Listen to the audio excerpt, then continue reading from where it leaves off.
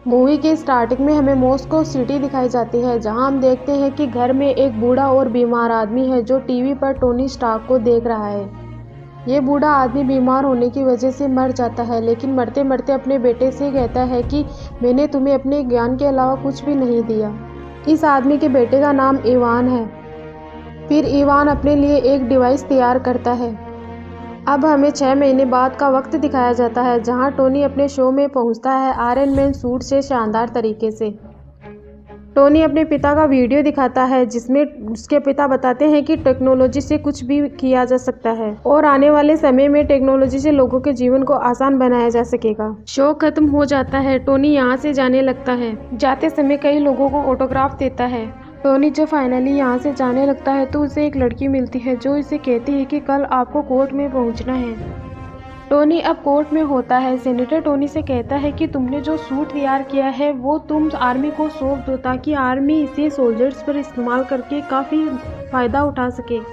लेकिन Tony suit को देने से मना करता है। टोनी कहता है कि ये मेरी मेहनत है, इसे मैंने बनाया है। वो सूट और मैं एक ही हूँ। अगर मैं सूट को आपको देता हूँ तो इसका मतलब है मैं खुद को आपको सौंपता हूँ। मैं आपका गुलाम नहीं हूँ जो खुद को आपको सौंप दूँ।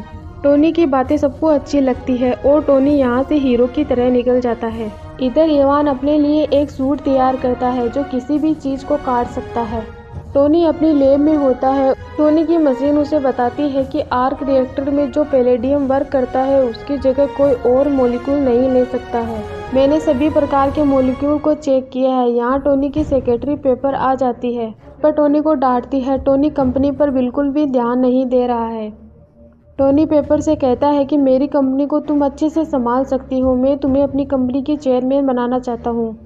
टोनी पेपर के नाम कंपनी कर देता है, जिनके कागजात पर साइन करवाने के लिए एक रश्मि नाम की लड़की आती है। टोनी सिग्नेचर कर देता है। टोनी पेपर के नाम कंपनी करने की खुशी में एक पार्टी ऑर्गेनाइज करवाता है। इस पार्टी में हैमर भी आता है जो टोनी से मुलाकात करता है। टोनी अपनी ब्लड टॉक्सिसिटी को चेक करता है। टोनी के ब्लड में टॉक्सिसिटी बढ़ जाती है। टोनी अब कार रेस में चला जाता है, जहां टोनी ने कार रेस में हिस्सा लिया है। कार रेस स्टार्ट हो जाती है। तभी यहाँ मैदान में इवान आता है जो अपने सूट से एक कार को उड़ा देता है। ये देखकर पेपर को टोनी की फिक्र होती है तो अपने साथ एक आदमी को लेकर टोनी की हेल्प के लिए चली जाती है। इवान अब टोनी की कार को भी अपने सूट से काट देता है, लेकिन टोनी बच जाता है। इवान और टोनी की फाइट होती है। इवान टोनी पर वार किए जा रहा है। टोनी के पास उसका सूट नहीं होता है, इसलिए इवान टोनी पर भारी पड़ रहा है। लेकिन टोनी की मदद के लिए पेपर आ जाती है। पेपर टोनी को सूटकेस दे देती है, जिससे टोनी का सूट बन जाता है। फिर टोनी और इवान की शानदार फाइट होती है। इवान टोनी को मारता है, लेकिन टोनी इवान के सूट से डिवाइस को निकाल लेता है। फिर इवान को पुलिस ले जाती है। टोनी डिवाइस को चेक करता है, फिर इसे डिस्ट्रॉय कर देता है। टोनी जेल में इवान से मिलने के लिए जाता है। टोनी इवान से कहता है कि तुम अपने सूट को बेहतर बना सकते थे, फिर इसे किसी भी गैंग या आर्मी को बेच सकते थे, जिससे तुम काफ़ी ज़्यादा पैसे कमा सकते थे। टोनी ये कहकर यहाँ से चला जाता है। इवान को जेल से हैमर निकलवा लेता है और जेल में इवान की जगह इवान जैसे दिखने वाले आदमी को बॉम्ब से ब्लास्ट करवा दिया जाता है, जिससे सबको ये लगता है कि इवान मर चुका है। लेकिन इवान को हैमर ने अपने पास बुलवा लिया है। हैमर इवान से कहता है कि तुम अब मेरे साथ काम करोगे। टोनी इवान के बारे में पता लगा लेता है। टोनी को अपनी रिसर्च से पता चलता है कि इवान के फादर रिसर्चर थे, जिन्हें जासूसी के एग्ज़ाम में देश से निकाल दिया गया, और इवान को भी पहले इसी तरह 15 साल की जेल हुई थी। टोनी के पास रोडी आता है। रोडी देखता है कि टोनी की तबीयत खराब है। टोनी रोडी को बताता है कि ये सब पैलेडियम की वजह से हो रहा है। रोडी टोनी से कहता है कि आयरन मैन सूट से ज़्यादा तुम अकेले नहीं लड़ सकते। यह जंग सबकी है और सबको तुम्हारी हेल्प करनी होगी। हैमर इवान को अपनी लैब में आयरन मैन जैसे कई मॉडल दिखाता है और कहता है कि यहाँ तुम अच्छे से काम कर सकोगे। इवान सूट को देखता है तो इवान को सूट ज़्यादा पसंद नहीं आता, क्योंकि सूट में काफ़ी कमियां हैं। टोनी अपना बर्थडे सेलिब्रेट करता है। टोनी बहुत ज़्यादा ड्रिंक कर लेता है, जिसकी वजह से वो अपने आप को संभाल नहीं पाता है। पेपर टोनी को रोकती है, लेकिन टोनी पेपर से भी नहीं रुकता है। तब रोडी टोनी का पुराना सूट पहनकर पार्टी में आ जाता है और सबको यहाँ से जाने के लिए कहता है। सब पार्टी से चले जाते हैं। रोडी टोनी से कहता है कि तुम अब आयरन मैन नहीं हो, तुम इस लोहे के सूट में एक शराबी हो। रोडी टोनी को रोकता है, लेकिन टोनी और रोडी एक दूसरे से लड़ने लग जाते हैं। टोनी रोडी को मारता है और जब दोनों अपने हाथों से एक दूसरे पर वार करते हैं तो दोनों के सूट की एनर्जी एक जोरदार से ब्लास्ट करती है, जिसकी वजह से काफ़ी नुकसान होता है। फिर रोडी अपने सूट की वजह से यहाँ से उड़ जाता है। रोडी आर्मी के एयरबेस में पहुँचता है, जहाँ रोडी आर्मी ऑफिसर से अंदर चलकर बात करने के लिए कहता है। टोनी को एक आंख वाला आदमी मिलता है। यह आदमी टोनी की बीमारी के लिए टोनी को लिथियम डाइऑक्साइड दिलवाता है रश्मि के जरिए।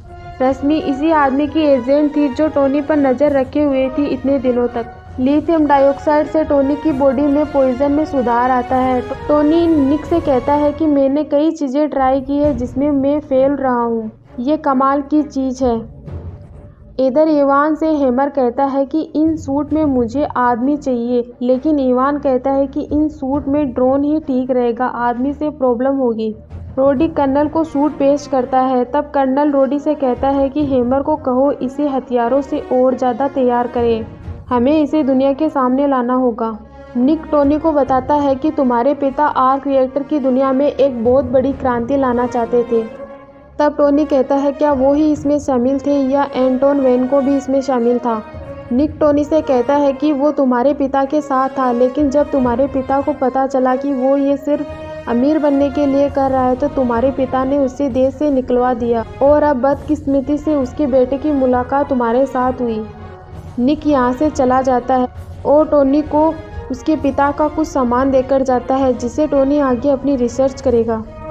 आर्मी ऑफिसर और रोडी हेमर को सूट दे देते हैं। हेमर इस सूट को हथियारों से और ज़्यादा पावरफुल बनाएगा, जिनके कुछ नमूने वो रोडी को दिखाता है। टोनी अपने पिता का सामान का यूज करता है।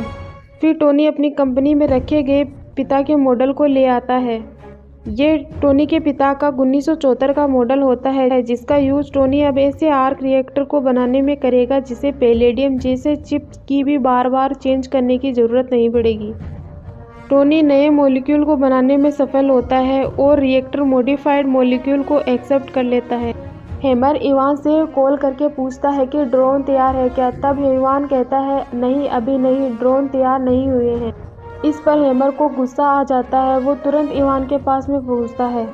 हेमर इवान से सारी चीज़ें ले लेता है और कहता है कि हम दोनों के बीच में समझौता हुआ था कि तुम मुझे सूट दोगे, मैं तुम्हारी जान बचाऊंगा, तुम अपने समझौते से मुकर रहे हो। फिर हेमर अपने 2 बॉडीगार्ड को इवान के पास छोड़कर चला जाता है। टोनी के पास इवान का कॉल आता है। इवान टोनी से कहता है कि तुमने जो कहा था मैंने वैसे ही किया, मैंने अपने सूट की पावर को दुगुना कर दिया है और अब मैं तुम्हारे साथ वो करूँगा जो तुम्हारे परिवार ने मेरे परिवार के साथ 40 साल तक किया है। मैं वो सब कुछ तुम्हारे साथ 40 मिनट में कर दूँगा, तुम तैयार रहना। इवान ये कहकर कॉल कट कर देता है, जिससे टोनी को उसकी लोकेशन भी नहीं मिलती है। टोनी नए मॉलिक्यूल को अपने आर्क रिएक्टर में फिट करके पहन लेता है। हेमर एक्सपो शो में पहुंच जाता है, जहां वो अपने ड्रोन से जनता को नमूना दिखाता है और कहता है कि अब हमें आयरन मैन की ज़रूरत नहीं है। लेकिन हेमर के ड्रोन को इवान अपने कंट्रोल में कर लेता है। फिर हेमर एक सबसे बड़ा सूट दिखाता है जिसका पायलट रोडी है। ये वही सूट है जो रोडी ने आर्मी को दिया था, जिसे हेमर ने हथियारों से अब री-इनोवेट किया है। अब यहाँ टोनी भी आ जाता है। टोनी रोडी से कहता है कि यहाँ के लोगों की जान खतरे में है, हेमर इवान के साथ काम कर रहा है। फिर टोनी हेमर से पूछता है कि इवान कहाँ है। तभी सभी ड्रोन के सिस्टम में इवान टोनी पर वार करवाता है। रोडी के सूट को भी इवान टोनी के पीछे फायरिंग करने के लिए लगा देता है। ड्रोन इधर उधर जा रहे हैं। हेमर इंडस्ट्रीज को भी समझ नहीं आता कि ये सिस्टम में ऐसे प्रॉब्लम कैसे आ गई है। हेमर अपने गार्ड को बुलाता है। पेपर हेमर से पूछती है कि ये सब क्या हो रहा है। हेमर पेपर को कुछ नहीं बताता है, लेकिन रश्मि जब अपने तरीके से इवान के बारे में पूछती है तब हेमर रश्मि को इवान का पता बता देता है। पेपर पुलिस को कॉल कर देती है। इधर इवान मजे ले रहा है तबाही मचाकर, लेकिन रश्मि हेमर इंडस्ट्रीज के लिए निकल जाती है। टोनी और रोडी ड्रोन को लोगों से दूर ले जाते हैं, जहां रोडी के सूट से कई कार ब्लास्ट होती हैं फायरिंग और बॉम्ब से। रश्मि इंडस्ट्रीज में पहुंच जाती है, जहां रश्मि सभी गार्ड को एक एक करके मार देती है। टोनी और रोडी लोगों से दूर चले जाते हैं। रश्मि उस रूम तक पहुंच जाती है जहां से इवान सब कुछ ऑपरेट कर रहा था, लेकिन इवान यहां से पहले ही चला जाता है। रश्मि रोडी के सूट के सिस्टम को ठीक कर देती है। रश्मि को पता चलता है कि नए मॉलिक्यूल की वजह से टोनी की बॉडी अब बिल्कुल ठीक तरीके से काम कर रही है और अब रोडी का सूट भी ठीक हो जाता है। टोनी और रोडी एक दूसरे से बात करते हैं कि अब हमें क्या करना है। तभी यहाँ बहुत सारे ड्रोन आ जाते हैं जो टोनी और रोडी पर फायरिंग करने लगते हैं, लेकिन टोनी और रोडी ड्रोन्स को ख़त्म करने लगते हैं।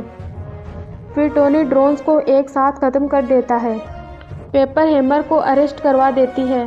पेपर पुलिस से कहती है कि लोगों को घरों तक जाने के लिए बसों का इंतजाम करो। रश्मि टोनी को बताती है कि तुम्हारी तरफ एक और ड्रोन आ रहा है जो बिल्कुल अलग किस्म का है। ये इवान है और पावरफुल होकर टोनी के सामने आया है। रोडी इवान पर वार करता है, लेकिन रोडी का वार इवान पर चींटी के बराबर भी नहीं लगता है। फिर टोनी इवान पर वार करता है, लेकिन टोनी के वार का भी इवान पर फर्क नहीं पड़ता है और अब टोनी और रोडी दोनों ही इवान पर वार करते हैं, लेकिन इवान पर बहुत कम असर होता है।